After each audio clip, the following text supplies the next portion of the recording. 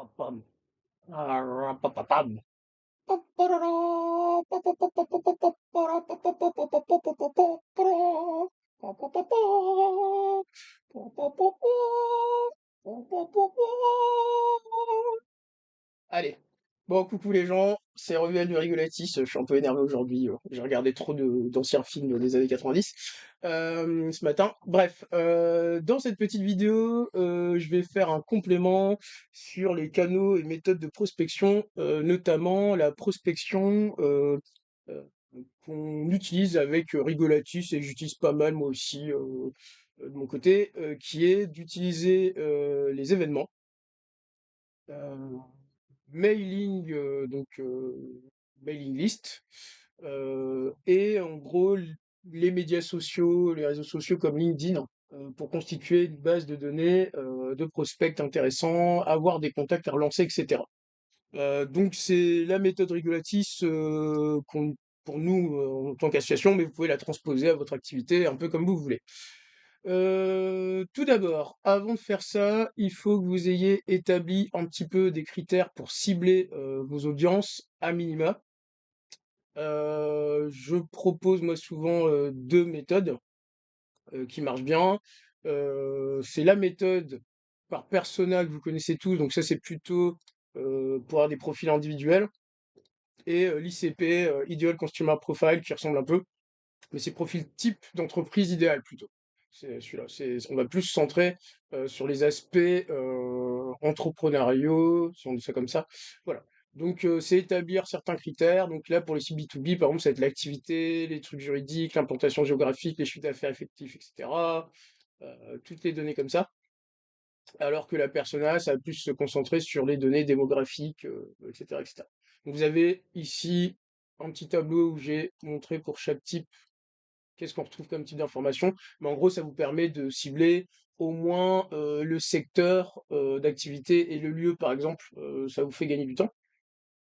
Donc, quand vous avez fait ça, la première chose à faire, c'est de faire un événement. Nous, on utilise un outil comme Eventbrite, mais vous pouvez utiliser l'outil pendant que vous voulez. L'avantage, c'est qu'Eventbrite, la plateforme, elle fait un peu de diffusion marketing pour quand même donner un peu de visibilité à votre événement. Ça sous-entend que vous ayez quand même un petit carnet d'adresses de départ ou de personnes à contacter pour initier les choses. Moi, je conseille d'en avoir, disons, 100 pour établir une petite règle de pourcentage, en fait. Vous pouvez le faire avec moins, vous pouvez le faire avec plus, mais comme ça, avec 100, vous envoyez un message à 100 personnes et vous mesurez un peu le taux de réponse, etc. Euh, En termes d'événements, si vous commencez, je vous conseille d'essayer d'établir un petit événement en ligne au départ parce que il a l'avantage que ça va pas vous coûter un rond en termes de déplacement, logistique, organisation. Donc vous pouvez faire un événement gratuit en ligne pour tester au départ. Donc à vous de voir ce que vous mettez dedans. Il y a des exemples de types d'événements que vous pouvez faire, des présentations, des ateliers, de la présentation de produits, des tests. Enfin, il y a pas mal de trucs que vous pouvez faire. Donc des questions-réponses, enfin j'en passe. Vous pouvez toujours utiliser Eventbrite parce qu'il y a moyen de mettre un lien des liens de là où vous allez diffuser votre contenu en ligne, par exemple. Donc ça marche aussi pour les événements en ligne, Eventbrite. L'avantage d'Eventbrite, c'est que l'outil va vous permettre quand même de façon assez efficace, par exemple, d'établir des petits tickets différents. Ça peut être que des tickets gratuits, hein, et surtout, pardon, de pouvoir demander des informations dans des formulaires. Voilà. C'est ce qu'on fait nous avec Rigolatis. Alors, vous pouvez mettre les informations que vous voulez. Faut pas en mettre trop, mais vous pouvez en mettre quand même. Moi, j'ai eu des UX designers super, je sais pas quoi, qui m'ont dit ah mais il y a peut-être trop de machin bidule. Que ti que dalle. Au final, les gens le remplissent quand même plutôt bien. On a fait juste passer ce qui était optionnel ou pas au gré aussi des évolutions de l'outil. Voilà.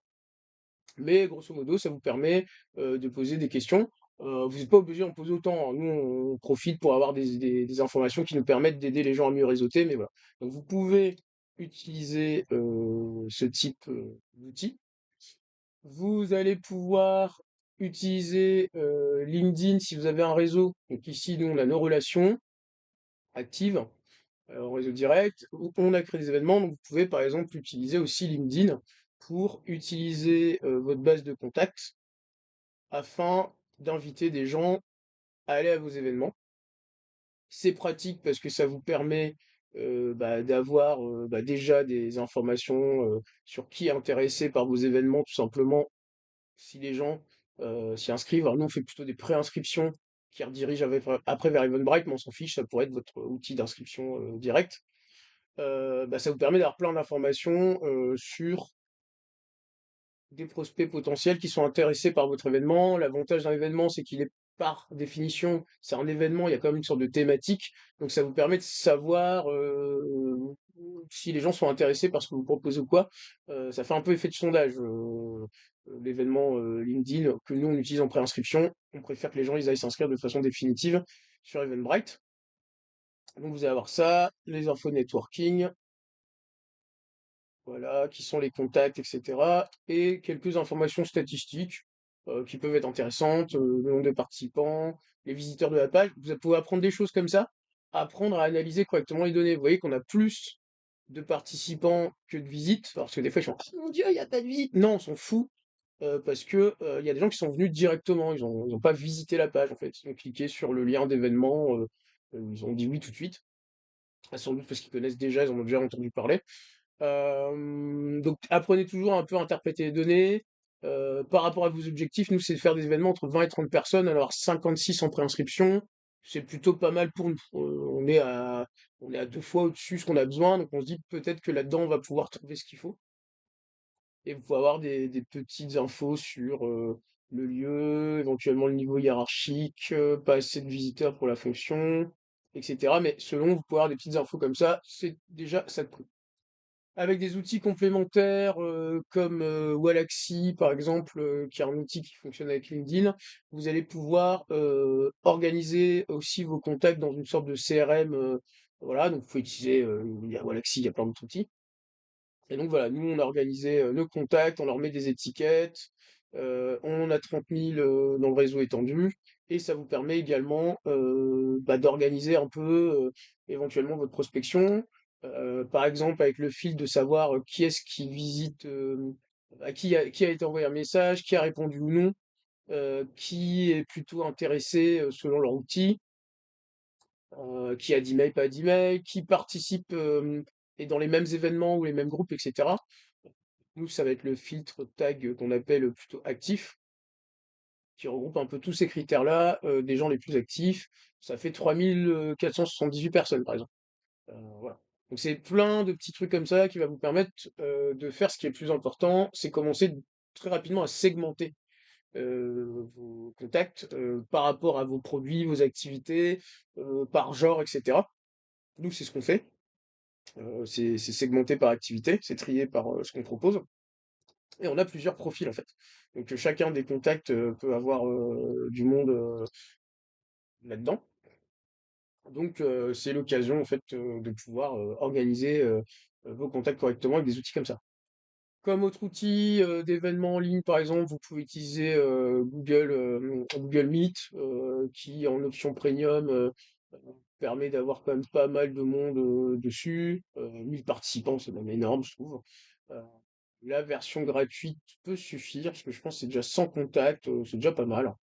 Donc voilà, vous avez des outils comme Zoom, voilà, qui permettent de faire des petites réunions, donc c'est limité à 40 minutes, etc. N'hésitez pas à investir de façon ponctuelle. C'est-à-dire, plutôt que prendre un abonnement toute l'année, vous pouvez prendre un abonnement pro sur seulement un mois pour un événement précis. Voilà, 14,99, 15 balles, c'est pas la mort non plus. Ça vous permet d'avoir un outil pro, d'exporter toutes les informations, data utiles et de le faire marcher à l'usage comme vous en avez besoin, sans être forcément dépendant de l'outil sur le long terme. Comme autre outil, vous avez aussi un outil français qui s'appelle Livestorm qui permet aussi de faire des événements en ligne avec une petite page événement qui est plutôt pas mal. C'est un outil à tester. Niveau tarifaire, il est peut-être un chouïa plus cher. Même beaucoup. Il est plus cher. Mais il y a une plateforme, pour ceux qui ont bien ça, il y a des outils CRM, marketing intégrés, etc.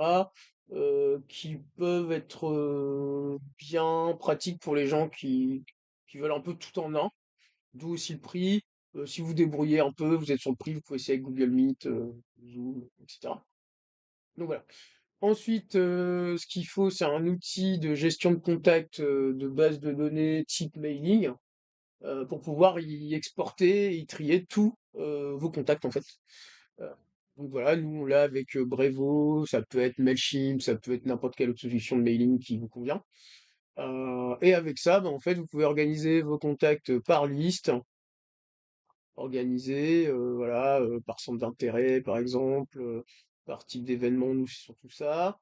Voilà, et vous pouvez surtout ensuite les segmenter comme j'avais déjà montré dans d'autres vidéos, pour voir les nombres de clics que vous avez par genre, par sexe, etc., selon ce que vous voulez, des classements globaux pour savoir, bah, tiens, tous les contacts actifs, les plus récents, les convives, les personnes invitées, les profils métiers, par exemple. Donc vous pouvez organiser donc des listes comme ça.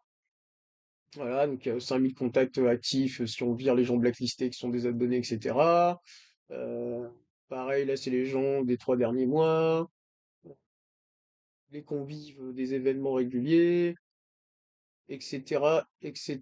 Donc, c'est comme ça, en fait, que vous allez pouvoir euh, faire de la prospection en combinant de l'événement, du réseau social et du mailing classique, en sachant que ça fait un peu un cercle de tout le temps. Donc les événements nourrissent, les réseaux sociaux nourrissent les événements, qui nourrissent la base de données de contact, qui nourrit les événements, etc., etc. Et donc après, bah, vous pouvez peut-être faire comme nous, on a des bases de données depuis une dizaine d'années, donc on a du monde, organisé par source, à trier, et on en a pas mal, voilà, des trucs, toutes des bases de données de contacts, etc., dans lesquelles on peut aller puiser et que moi je réorganise des fois en base de contact événements dans des listings précis. Voilà, un check-in, les événements, les sources et tout. Et voilà, donc vous pouvez travailler comme ça, c'est plutôt efficace. Allez-y progressivement, faites un petit événement, laissez-vous le temps de le préparer. Moi, je recommande vraiment d'essayer de planifier 3 mois, 2 mois à l'avance, même si ça paraît loin, bloquez votre calendrier, parce que ça vous laissera plus de temps pour annoncer, faire la com, contacter les gens directement, réchauffer un peu le truc au début. C'est les fameux contacts chaud-froid là, en prospection. Au début, il vaut mieux se laisser le temps, et après, plus votre réputation est renommée, elle sera installée, plus c'est facile de faire venir des gens aux événements, même si je recommande toujours de laisser un peu de distance entre le moment où vous allez annoncer les choses, communiquer, et faire l'événement effectivement. Donc voilà, méthode de prospection complète, on va dire. Donc vous pouvez essayer ça, vous pouvez me dire ce que vous en pensez, si vous avez des questions ou autres. Mais voilà, c'était dans les grandes lignes, en petit quart d'heure, la méthode pour prospecter qu'on utilise avec Rigolatis. Voilà, bonne journée à vous et à la prochaine fois.